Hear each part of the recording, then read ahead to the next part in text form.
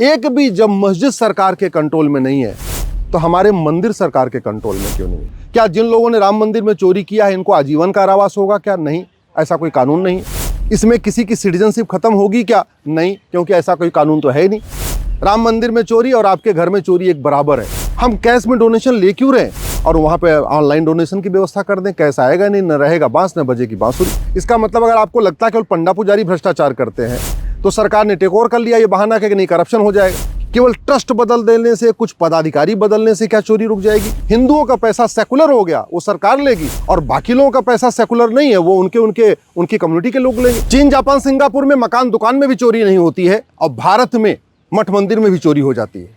अरब, Dubai, Kuwait, Bahrain, Abu Dhabi में मकान दुकान में भी चोरी नहीं होती है और भारत में मठ मंदिर में भी चोरी हो जाती है। इसका मूल कारण यह है, हमने राम मंदिर तो बनाया, हमने कृष्ण मंदिर तो बनाया, हमने परशुराम जी के मंदिर बनाया, लेकिन राम नीति, कृष्ण नीति और परशु नीति लागू नहीं किया। भय बिन होए न प्रीत, सठे साठेम समाचरित, लोहा लोहे को काटता है, न रहेगा बांस न बजेगी बांसुरी। इस सिद्धांत को लागू ही नहीं किया। दुनिया के सबसे ईमानदार प्रधानमंत्री हमारे हैं, भारत के सबसे ईमानदार मुख्यमंत्री योगी जी हैं। इसके बावजूद भगवान श्री राम की जन्मभूमि में चोरी हो गई, और चोरी नहीं, एक तरीके से डकैती हुई है, क्योंकि केवल पैसा ही नहीं चोरी हुआ है। लोग बता रहे हैं कि उसमें सोने चांदी के जवाहरात भी चोरी हुए हैं, हीरे भी चोरी हुए हैं, वहाँ जो मूर्तियाँ आई हैं वो भी चोरी हुई हैं। ये तो जांच का विषय है। लेकिन चोरी जो हो गई है, क्या जिन लोगों ने चोरी किया है या डकैती किया है इसमें किसी की सिटीजनशिप खत्म होगी क्या? नहीं, क्योंकि ऐसा कोई कानून तो है ही नहीं। क्या जिन लोगों ने राम मंदिर में चोरी किया है इनको आजीवन कारावास होगा क्या? नहीं, ऐसा कोई कानून नहीं है। क्या जिन लोगों ने राम मंदिर में चोरी किया इनकी सिटीजनशिप खत्म होगी क्या? बिल्कुल नहीं, ऐसा कोई कानून नहीं। राम मंदिर में चोरी और सामान ट्रेन में चोरी एक बराबर जैसा है। राम मंदिर में चोरी और आपके घर में चोरी एक बराबर है। हमारे पास ऐसा कोई कानून नहीं है जहां हमने इसमें स्पष्ट किया हो कि इतने रुपए की चोरी होगी तो इतने साल की सजा, इतने रुपए की चोरी होगी तो इतने साल की सजा, इतने रुपए की चोरी होगी तो इतने साल की सजा, मकान दुकान में चोरी होगी तो इतने साल की सजा, और मठ मंदिर में चोरी होगी तो अलग सजा। ऐसा हमारे पास कोई कानून ही नहीं है। और कानून घटिया होता है तो कितना ही अच्छा मुख्यमंत्री हो, कितना ही अच्छा शासक हो, कितना ही अच्छी सरकार हो, भ्रष्टाचार कम नहीं होता है। दूसरी बात, जब हमारे पास और भी ऐसे हैं विषय, और भी हमारे मंदिर चल रहे हैं सरकार के कंट्रोल में, तो हमने वहाँ की बेस्ट प्रैक्टिस क्यों नहीं अडॉप्ट किया? हमने क्यों नहीं सुनिश्चित किया कि पूरे जो नोटों की गड्डियाँ हैं वो ट्रांसपेरेंट एक शीशे की दीवार में गिनी जाएंगी, और जो लोग गिनने जाएंगे वो अंडरवियर भी नहीं पहनेंगे, सिंपल धोती पहन के जाएंगे, ना ऊपर बनियान पहनेंगे, ना नीचे अंडरवियर पहनेंगे, सिंपल धोती पहन के जाएंगे। ये व्यवस्था हमने क्यों नहीं किया?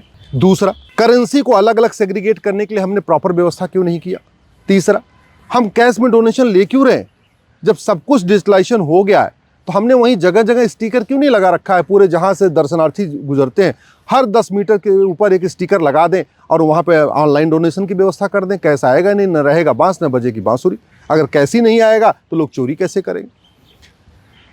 एक और भी व्यवस्था कर सकते हैं, ऑनलाइन में भी हम उसको सेग्रीगेट कर दें कि आप जो डोनेशन दे रहे हैं वो भगवान के लिए दे रहे हैं, या स्कूल कॉलेज खोलने के लिए डोनेशन दे रहे हैं, या हॉस्पिटल बनाने के लिए डोनेशन दे रहे हैं, या यूनिवर्सिटी बनाने के लिए डोनेशन दे रहे हैं, या गौशाला बनाने के लिए डोनेशन दे रहे हैं, वहाँ पे गुरुकुल चलाने के लिए डोनेशन दे रहे हैं। इसका भी हम सेग्रीगेट कर देते हैं कि वहीं पे आदमी आराम से अपने आप सेलेक्ट कर ले कि या गरीब बच्चों की शादी विवाह के लिए डोनेशन दे रहे हैं, जिस मद में डोनेशन दे रहे हैं उस मद में डोनेशन जाए, उससे हिंदुओं का कार्य भी होता रहेगा।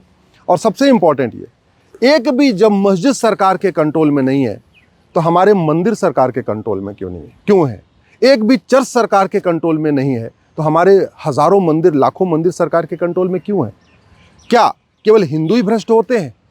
और अगर हिंदू भ्रष्ट होते तो सरकार तो चला रही, तो यहाँ भी भ्रष्टाचार हो गया। इसका मतलब अगर आपको लगता है केवल पंडा पुजारी भ्रष्टाचार करते हैं तो सरकार ने टेक ओवर कर लिया, ये बहाना है कि नहीं करप्शन हो जाएगा। तो करप्शन तो ऐसे ही हो रहा है। कहाँ नहीं करप्शन हो रहा है?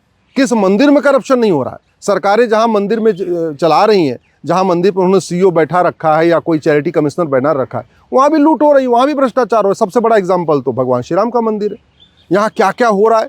कुछ लोग कह रहे हैं कि बीच में 500 की नोट होती थी, ऊपर 100, केवल ऊपर नीचे 100 की नोट होती थी, और बैंक में जाके उसको पूरा, तो कागज़ पे वो 100 की गड्डी दिखती थी और बैंक में एक्चुअल में वो 500 की गड्डी होती थी।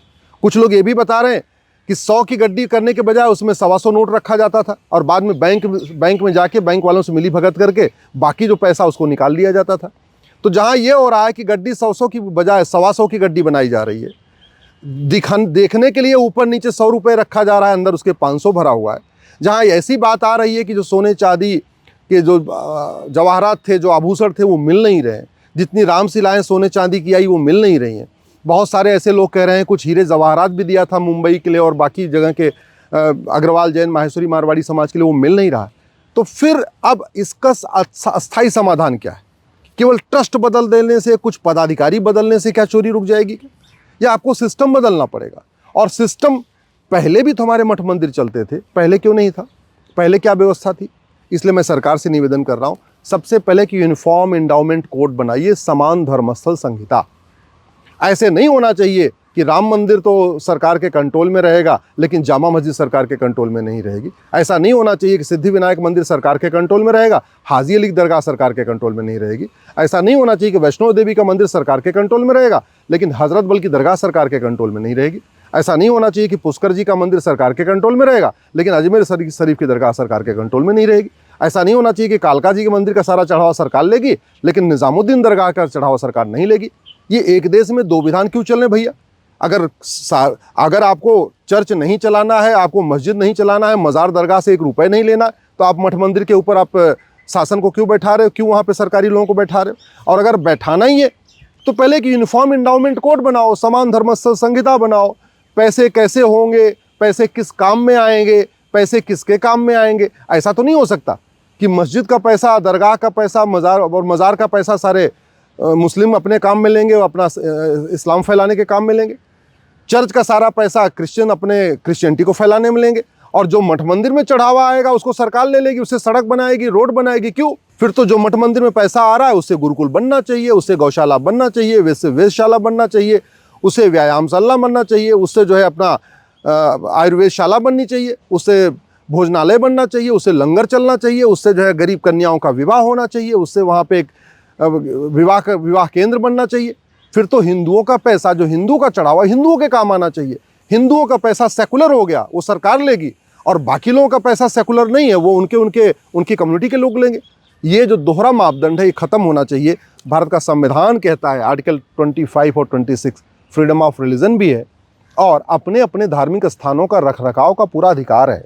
मैं एक सवाल फिर से रिपीट कर रहा हूँ, जब एक भी मठ मंदिर एक भी मस्जिद सरकार के कंट्रोल में नहीं, एक भी मज़ार सरकार के कंट्रोल में नहीं, एक भी दरगाह सरकार के कंट्रोल में नहीं, एक भी चर्च सरकार के कंट्रोल में नहीं, तो फिर 4 लाख मठ मंदिर सरकार के कंट्रोल में क्यों है?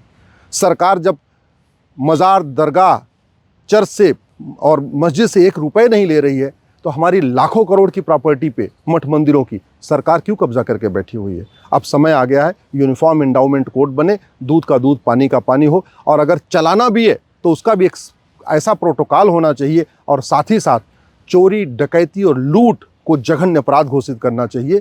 चोरी, डकैती, लूट करने वालों की सिटीजनशिप खत्म करना चाहिए। चोरी, डकैती, लूट करने वालों को कम से कम 10 से 20 साल की सज़ा का प्रावधान होना चाहिए, तब जाके ये ठीक होगा। नहीं तो जो धब्बा लगा है राम मंदिर में, जो लूट हुई है ना, आने वाली सदियां इसको भूलेंगी नहीं, क्योंकि ये सब रिकॉर्ड पे आ रहा है। इसलिए मैं हाथ जोड़ के निवेदन कर रहा हूँ, नियम कानून बदलिए, सिस्टम बदलिए।